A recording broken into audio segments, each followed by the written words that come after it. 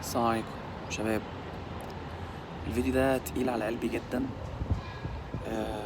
لان انا عارف نوعية الكومنتات اللي بتيجي وراه، لكن الشخص اللي انا عامل عنه الفيديو بصراحة ضرب مثال رائع في التعامل الايجابي مع الناس اللي بتعارض بغشومية يعني. والله المستعان.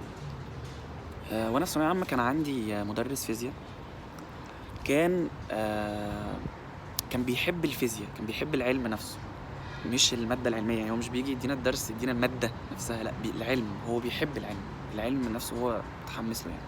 فكان عنده كلمة كده بيقولها، كان بيقول الفيزياء أو علماء الفيزياء دايما مسابقين علماء الرياضيات. يعني إيه؟ يعني عالم الفيزياء ده بيشوف حاجة فبيحط نظرية، أو بيلاحظ حاجة أو بيفكر في حاجة فبيحط نظرية، بعد كده يجوا علماء الرياضيات يحاولوا يثبتوها بالأرقام، بالأصول بقى، بالأصول اللي عندهم، يحطوا الأرقام والمعادلات، طلعت لهم النتيجة اللي قالها عالم الفيزياء ده يقروها، تمام كلامه زي الفل. ما طلعت لهمش، لا انت اللي انت بتقوله ده غلط، والعلم بتاعنا ما بيقولش ده، او بيكذبه او كده، فانت كده ده غير معترف بيه، واللي انت بتقوله ده غلط وبتاع مش عارفه ايه، وبتبقى ايه يعني صراعات كبيرة جدا. لحد في العصر الحديث احنا حضرنا اينشتاين مثلا. اينشتاين لما حط النظريه النسبيه وقال لهم بصوا يا جماعه في حاجه اسمها النظريه النسبيه وبتاع، يجوا علماء الرياضه يثبتوها بارقامهم وبتاع مش عارف ايه، ما تطلعش تقول انت كذاب وانت وفضلت النظريه النسبيه دي بالنسبه لهم دي نظريه كذوبه يعني. حتى في الاخر ما اخذ جائزه نوبل وتم اقرار النظريه، كان في معامل معين او متغير معين ما كانوش اضافوه للمعادلات بتاعتهم، ولما اضافوه طلعت وبتاع وخلاص واقروها، بيتم العمل بيها دلوقتي. والنظريه الجزئيه والنظريه النسبيه الجزئيه والكليه، وفي الفضاء بيحطوا نظريته بيطبقوها وكله تمام. فدايما المفكر بيشوف حاجه، وبعدين الأصول أو العلم بقى الثابت اللي لازم برضو يثبت الحاجة دي، بيحاول يثبتها بالنظم بتاعته. لو أثبتها بيقرها، لو ما أثبتهاش بتكذب. تمام؟ طيب، الشيخ محمد الغزالي الله يرحمه كان عامل كتاب رائع اسمه السنة النبوية بين أهل الفقه وأهل الحديث. الكتاب ده لما نزل عمل ضجة كبيرة جدا، ضجة كبيرة جدا، وعمل هجوم شرس جدا. الكتاب كان فيه باب بيتكلم عن المرأة. الكتاب بيتكلم عن المرأة ده، كان بيتكلم عن تعليم المرأة والمرأة في الشهادة ولما بتيجي تشهد يعني، والمرأة في القضاء، واتكلم تطرق لحاجات كتير جدا يمكن استفزت ناس شوية ما شافتش الجديد ده، وكانت متخيلة انه مخالف للعقيدة اللي هم مؤمنين بيها او الاصول اللي عندهم. فكان هجوم ضار يعني. لكن الراجل اتعامل معاه بإيجابية شديدة جدا، وطلع ندوات كتير وحاول يتناقش ويقول لهم يا جماعة احنا مش مختلفين، بس في كذا كذا كذا. وبصراحة كانت نقاشات ممتعة جدا. وانا دايما بقول ان الخلاف صحي، وساعات بيكون الصراع الفكري ده صحي جدا، مفيد جدا، مفيد جدا اللي بيشاهد، لان في الاخر في آلية حكم، هي كانت آلية الإيمان اللي احنا آمنا بيها. تمام، في آلية حكم بتقدر انت بقى من الحجج اللي بتسأله قدامك تستشف في الآخر الصح فين. امبارح اتفرجت على فيديو بصراحة ضايقني جدا، كان للشيخ أبو إسحاق الحويني، ربنا يجازيه عننا خير وعلى دماغنا يعني. بيتكلم فيه عن الشيخ محمد الغزالي. هحاول احط الفيديو في الكومنتات.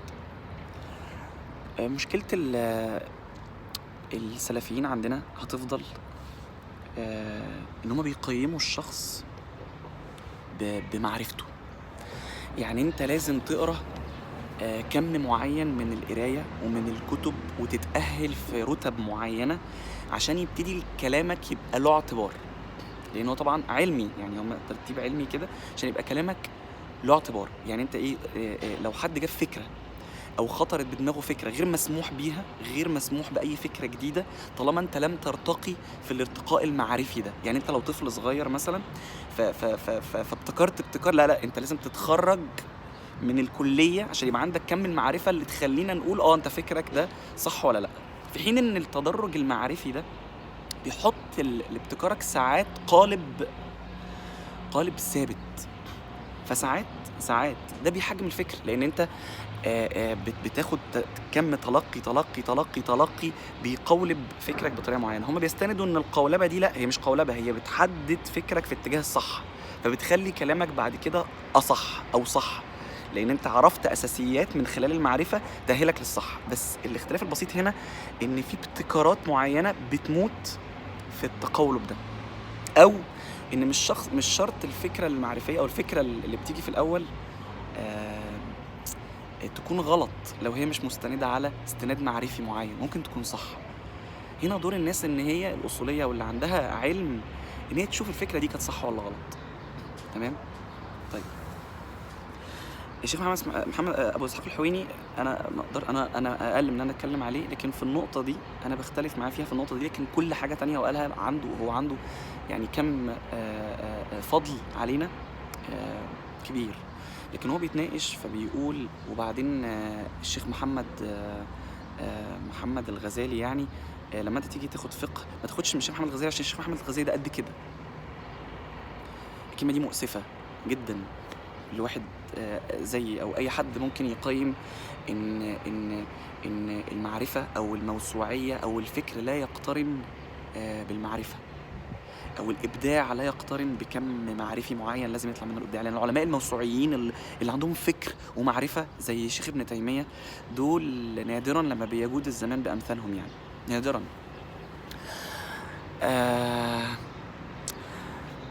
طبعا انا في الفيديو ده عايز اقول ان في مساحه بين الفكر والاصول، وان المساحه دي ما ينفعش نهاجم بعض بيها، بالعكس احنا لازم نتناقش فيها. والمناقشه دي هتبين ان في الاخر الراجل المفكر ده فكرته كانت غلط، لان الاثبات الاصولي اللي احنا لازم نرجع له في الاخر بيقول ان الكلام ده غلط. وساعات هتيجي انت تشوف الاصول بتاعتك هتلاقي لا، يعني مفيش حاجه بتعارض الكلام ده. الاصول الصح دي مفيش حاجه فيها بتعارض الكلام ده، وهي دي المبادئ الاساسيه. اصول انا مش الاصول دي هي الاساس، هي المرجع. تمام. لكن ساعات احنا بنطلع في حاجه كده جديده تيجي انت تشوفها صح، الاصول ما بتخالفهاش. وساعات بيكون في مفاهيم معينه احنا فاهمينها غلط عن الاصول. في العصر الحديث بتاعنا ده كان في حديث موضوع بيقول لا تعلموا النساء الكتابه. ولحد دلوقتي كان في بلاد قريبه منهم افغانستان ما كانتش بتعلم الستات ما بيروحوش مدارس، تخيلوا. ففي الاخر المفكرين، في ناس مفكرين قالوا يا جماعه ازاي، يعني ازاي الدين، الناس دي متأصلة دينيا، تمام، ازاي الدين بتاعنا، دين القلم، دين المعرفه، دين اللي اطلب العلم، دين يقول للنساء اللي هم اصلا بيأسسوا الرجال ان انتوا ما ينفعش تعلموا القرايه والكتابه؟ في حاجه غلط. علماء التحقيق لما مشوا ورا الحديث لقوا ان الحديث ده اللي رواه متهم في صحته وكذب كلامه عن واحد سموه هالك، هم سموه هالك، كذب على الرسول صلى الله عليه وسلم. فطلع اصلا في دماغ بني ادم قالت ما ينفعش الست تتعلم كتابه، وقالت ده حديث، وناس فضلت سايبه ده عشان برضه ده متفق معاهم لحد عصور قريبه في افغانستان، ما فكروش يتحققوا منه لحد ما جه حد قال لهم يا جماعه الكلام ده فيه غلط، في حاجه، في الدين الاسلامي اللي انا مؤمن بيه في حاجه عمره ما يقول كده. وفي حديث صحيح عن الرسول صلى الله عليه وسلم كان بيكلم واحده اسمها الشفاء بنت عبد الله. الشفاء بنت عبد الله دي علمت السيده حفصه ام المؤمنين الكتابه، وقال لها علميها الرقيه كما علمتيها الكتابه. حديث صحيح مفيش كلام. فممكن احنا بقى كمفكرين يبقى المفكرين يقولوا كده، ويجي الاصوليين يقولوا كده، يبقى ده الرسول صلى الله عليه وسلم قال لواحده ست تعلم واحده ست الكتابه. طيب يبقى فعلا في ضوابط للتعلم، يبقى يا ريت يبقى يستحسن ان الست تتعلم الستات الكتابه وتبقى مثلا مدارس للستات بس ما في، لو الستات كلهم مش متعلمين كتابه مين بقى اللي هيعلمهم؟ اول واحد لازم يكونوا رجاله، يبقى نحط ضوابط معينه لحد ما يبقى عندنا الفرع بتاع تعلم النساء ده غني، في ستات معلمين كتير يعلمهم النساء، نبتدي نوصل لحاجه غنيه، ناتج غني. الفكره يا جماعه دايما بيخرج بره الصندوق.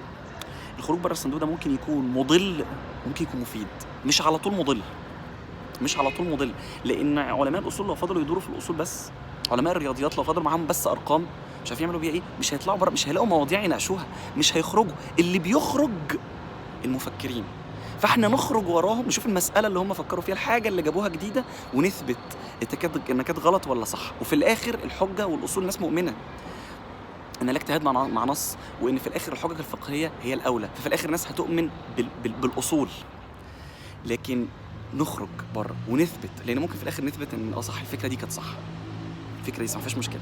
البنت احنا دايما لو هنفضل نتكلم، انا عاجبني جدا اجتهادات ان احنا نقول الاجتهاد في العباده، ونقعد نفكر، وعلماء الفقه يفكروا في الصلاه على الطياره ويسقطوها ان الرسول صلى الله عليه وسلم كان بيصلي على راحلته وبتاع. حلو قوي الاجتهاد في العبادات ده. لكن في اجتهاد دلوقتي من نوع تاني، في بنات بيتعرض عليهم منح دراسيه بره، فنقعد نقول ايه، ينفع المنح الدراسيه بره؟ يقولوا والله لا، بصوا بقى الاصول بقى بتقول لنا ايه، ما ينفعش يكون في اختلاط. نقوم احنا ايه، طب تمام، يعني احنا لو مثلا عملنا سكن طالبات في مشكله؟ والله بس عشان خاطر السفر. طب لو ابوها هو اللي وصلها المطار وحد استناها هناك مثلا كذا، هل نقعد بقى نطلع مسائل، افكار، مفكرين يقعدوا يروحوا بعيد، ويبتدي ايه الاصوليين يحطوا فقه اصولي لشروط وضوابط الحاجه الجديده دي. العالم بيتغير يا جماعه. انا اسف، الشيخ ابو اسحاق الحويني احسن درس ليه اتشاهد كان درس عن حديث ام زرع. الحديث وان كان رائع وفوائده كتيره جدا، الحديث ده عشان ما يعرفوش، ده كان واحده اسمها ام زرع قاعده بين ستات في مجلس نميمه، كل واحده فيهم بتتكلم عن جوزها، وكلهم بيغلطوا في جوازهم، لحد اخر واحده ام زرع بتقول فضائل جوزها، بتقول ده جوزي ده بيعمل فيا وعامل فيا وعامل فيا والخير والخير والخير، في اخر قالت ولكنه طلقني. فالرسول صلى الله عليه وسلم، السيده عائشه قالت له اللي حصل ده، فالرسول صلى الله عليه وسلم راح قال لها انا كابا زرع اللي ام زرع، ولكني لا اطلقك. تمام. حديث جميل وفوائده جميله، لكن احنا في وقت محتاج ان الجلسه والوقت والساعه اللي انا اقول احاديث ابو اسحاق عمال يقول، واللفظ ده انتوا مش عارفين اللفظ ده معناه ايه، اللفظ ده معناه كذا، الفاظ قديمه احنا اصلا مش بنستخدمها دلوقتي، وهو الراجل بيحاول يترجمها، لان مفيش مواضيع، بيناقش في مواضيع في الاصول، في مواضيع اصوليه، لان مفيش مواضيع. مين بقى اللي هيخرج بالمواضيع؟ الناس اللي بتقول افكار جديده. فمين اللي يتكلم معاهم بقى؟ علماء الحديث اللي زي الشيخ ابو اسحاق الحويني، القامه ده، فيطلع بقى يثبت، فيحصل صراع او نقاش. الصراع ده مفيد، المناقشه دي مفيده لينا في المسائل الجديده. انا رسالتي دي للناس السلفيين، الناس اللي على دماغنا واخواننا والاصوليين والناس برضو التانية المفكره وبتاع، يا ريت يبقى في معرفه ان الاختلاف ده، اختلاف الفقه، الاختلاف دوت نافع، فما نشتمش بعض وما نهزقش بعض وما نقصش من قدر بعض وما نقللش من بعض، ما نقللش من بعض. ده مفيد وده مفيد، ده وجوده مفيد وده وجوده مفيد، ومناقشتنا مفيده، مناقشتنا مفيده، اختلافنا مفيد. الامام احمد بن حنبل لما كان بيتكلم على الامام الشافعي كان بيقول، الامام الشافعي ده لما مات ابنه سأل عليه، قال له يا والدي، يعني انا بشوفك بتتكلم على الشيخ الشافعي، وايه الشيخ الشافعي اللي انت عم تتكلم عنه ده؟ قال له ده كان زي الشمس للبشر، للدنيا، كالشمس للدنيا. شوف الجمال. مع ان ساعات الشيخ الشافعي ده في مسائل الاختلاف كان ده يقول يمين ده يقول شمال.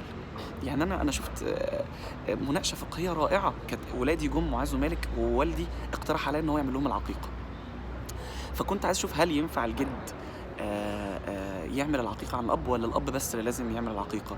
فشفت اختلاف فقهي كده بين الفقهاء رائع، والناس استندت لنفس الحديث. دلوقتي الرسول صلى الله عليه وسلم قال، الرسول صلى الله عليه وسلم هو اللي عمل العقيقه للحسن والحسين. واحد من الفقهاء قال يبقى ينفع الجد، يعني سيدنا الرسول صلى الله عليه وسلم كان جد الحسن والحسين، ينفع الجد يعمل عقيقه لاحفاده باستناد للواقعه دي. وحد تاني لا، قال ما ينفعش، ده الرسول صلى الله عليه وسلم لما عمل العقيقه دي عملها عشان لان الرسول اولى بالمؤمنين من انفسهم. نقاش رائع. يبقى ده استند في القياس، وده اداه القياس بتاعته خلت الرسول صلى الله عليه وسلم في مقام النبي، فهو اولى بالمؤمنين من انفسهم، فخلاص لا، ده مش هنا، مش جد في الموقف ده، مش جد. واحد تاني لا، ده في الموقف ده جد. حاجه رائعه، ما شتموش بعض، انت مش فاهم، وانت ده انت صغير، ده علمك قد كده، انت لسه احمد بن حنبل، انت كنت لسه تلميذ عندي، انت تتكلم في المنطقه دي. احنا فقدنا الاصول، احنا نفسنا نرجع الاصول. جزاكم الله خيرا. السلام عليكم.